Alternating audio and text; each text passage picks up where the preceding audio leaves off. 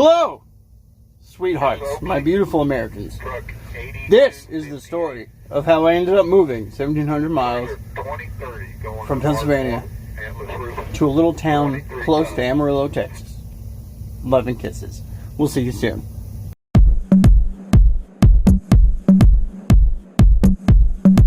Well, hello there, my sexy, delicious Americans. How are you? And non-Americans. I actually looked at the analytics, and about only 50% of people from America watch the videos. I mean, it's not like there's a lot of people, but, I mean, there's like a 49% in the other category. Whatever that means. So, I hope those of you who are in the nether regions are enjoying too.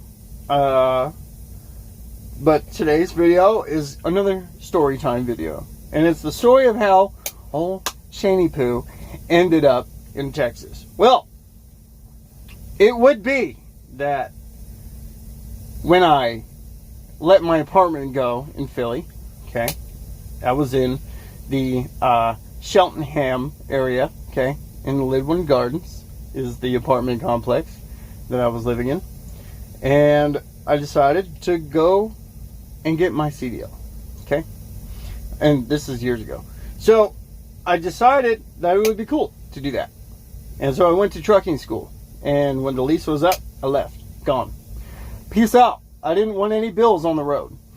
So, because I knew what I was going to do. I knew I was going to live on the road. And I didn't know how long that was going to last, but I decided that it was time to go.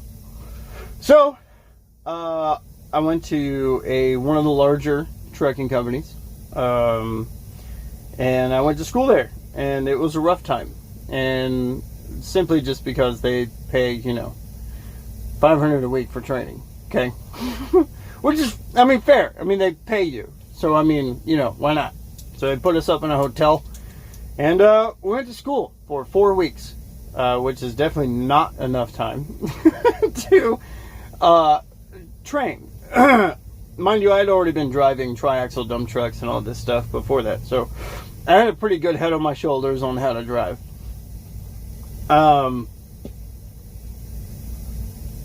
So we went through our 4 weeks of training out in Wisconsin, Appleton.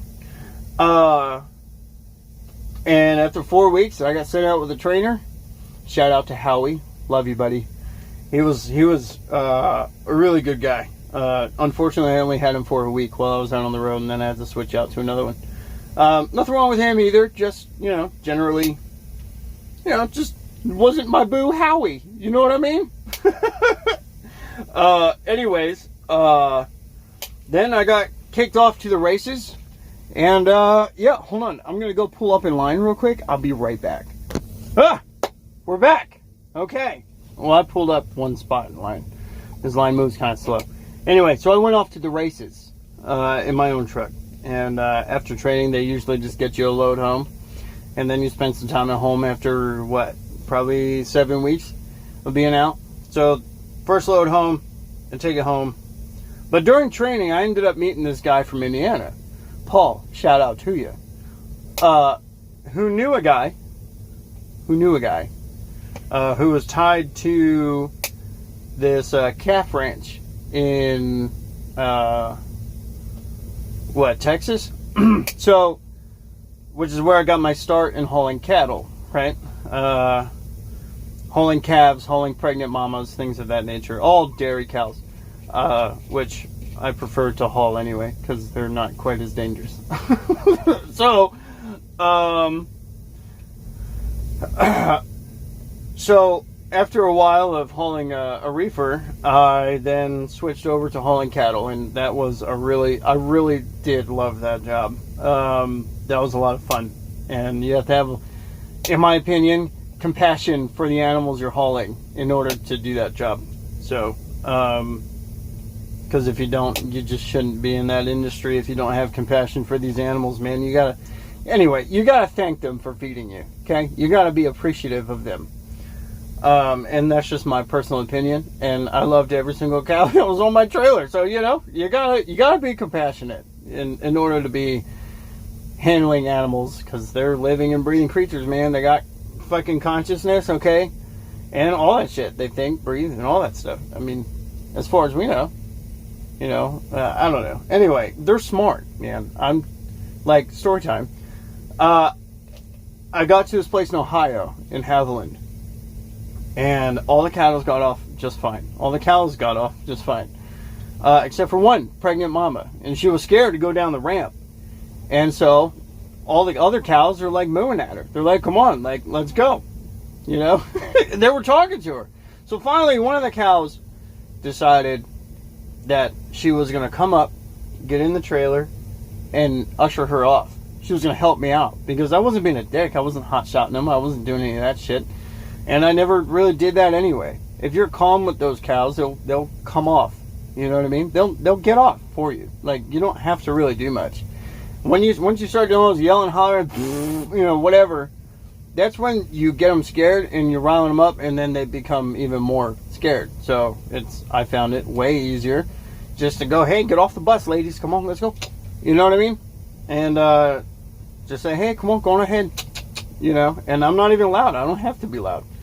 And it was much easier to get cows off. But one mama cow to another, the one cow led her off and decided, like, she came up into the trailer and then walked back off. And then showed, like, the one that was scared, like, hey, all is well. Like, it's cool. Just walk down the ramp, dude. And so that's what she did. And anyways, I believe that cows are super smart. I've seen them. I've hauled them. I know they are. Anyways, so that being said, I was off to the races hauling cattle. Okay. And so since I frequented this one town in Texas quite a bit, I developed a little friends with benefits situation. It would be about this time that I was 3 years on the road by this point, starting to decide that it might be time to move on. I'm not really sure. I really love the job still. I just was kind of, by this point, I was out for 2 months, home for 3 days. Out for 2 months, home for 3 days. I didn't really have much of a social life. And I'm kind of like a social guy. You know what I mean? So, what ended up happening is I actually did catch a job hauling for a guy who hauled FedEx freight. I was pulling doubles. And I got a phone call one day. It was from this girl, and she had said, hey, dude, I'm pregnant. And so, naturally, I was scared, and I was like, oh, fuck. I didn't tell her that, but I was like, okay, well, what do we do? And she was like, don't move just yet, get your ducks in a row. And I was like, because I already told her, I was like, well, I'm not going to not be there for my kids. I've seen what happens to kids when they don't have their parents in their lives. So I was like, I'm not doing that to mine. You know what I mean? And so I made the choice, man. I was gonna move, and I didn't have to move right away. I moved close to the time she was about ready to pop and shoot a kid out. And to get my affairs in order and hang out with the people that I love the most before I made the move. And I moved 1,700 miles from everyone. My brothers, my sister, I have 5 brothers. I have one sister. I have, my mom and pops, friends. Been friends with since elementary, middle school, high school, whenever, the support system, all that. Left it.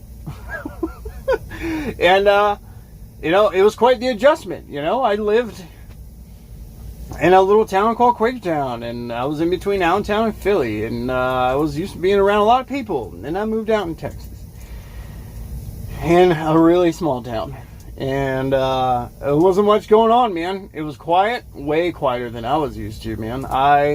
It was eerie quiet, and I'm used to sirens, cars, people honking, beeping, people flipping each other off, carrying on. And suddenly I found myself in a very quiet, small town. And that for me took a long time to get used to. I've lived here for 2 years and I'm still like, dude, it's too quiet, and it's flat out here. There's no topography. It's flat. I'm in the panhandle of Texas, like kind of close to Oklahoma. Like, what's out here? Nothing. The nearest body of water, okay, I was an hour and a half from Jersey Shore and like 3 hours from Maryland Shore, you know? And there was a lot to get used to. And on top of that, add insult to injury, was becoming a new father. So I had all that shit going on, right? And that was a rough transition. But you know what? Now that I got into the swing of things, yeah, you know, it's not so bad. Being in a small town ain't so bad. You know, I kind of lost my way with my creative bug, you know? I mean, I haven't personally found out here in the middle of nowhere that, you know, too many creative people that I would, you know, like to be around. And I like to be creative, and I like to write, and I like to do all that stuff. And it took me a while to find that. And I still kind of haven't. But I'm okay with that. I just do YouTube. I'm cool with that. But yeah, man, that's how I ended up here in Texas. And now that I'm into the swing of things with the kids and, you know, living where I'm living, and it's not so bad. It's really, all it is just a routine change. You know what I mean? Like with kids in general, you know, it's just new routine you adopt. And it becomes second nature. It's like, oh, baby cries. Oh, I already know what it is. I know what it is. I know what it is. It's like I instinctively, oh, you're hungry. You're tired. You're this. You pooped like crazy and you need me to clean it. Roger that. Let's go, kid. You know? And it just turned into a new habit, you know, and new things to pay for, and, you know, added stressors and, you know, just different things. It's really cool. But the best thing is when I get home and my kids are excited to see me. That keeps me going, right? That keeps me like, all right, this is why I did this. You know, this is why I don't regret moving down here, you know? And it makes it all worth it. And as far as like my kid's mom, like we're still together. You know what I mean? We fought quite a bit in the beginning because we had different views on raising kids. But slowly but surely, we aligned them, right? But it took a lot of open and honest, and sometimes brutally honest, communication, right? On both ends. And we got through it. And sometimes wasn't the prettiest. And we still, you know, bicker and all that crap. You know, I guess it's part of being in a relationship, you know. You bicker, you live together, you raise kids together. You know, one's tired of, you know, I'm away from home a decent bit. So when I get home, I take over, right? And so, you know, she's already, you know, jazzed out from being around kids 24/7, which is totally understandable, dude. Like, she is awesome. Okay? I mean, I don't know how she does it, sticking around kids that long. I would go nuts. I would go absolutely, I don't even know. I would go nuts personally. But don't get me wrong, I love my kids, okay? But spending days and days and days 24/7 around kids is mentally exhausting. So ladies, those of you full-timers, hey, shout out to you. I couldn't do it. No, sir. So, but I don't regret the move, man. It was way more than I had hoped for. And maybe we might be moving back. I don't know. You know, things seem to be doing pretty good here on the home front because my job over here, we're getting more work. We're getting other types of work that pay way better. And I'm excited for that because I'm ready to help my wife, you know, go to school. And yeah,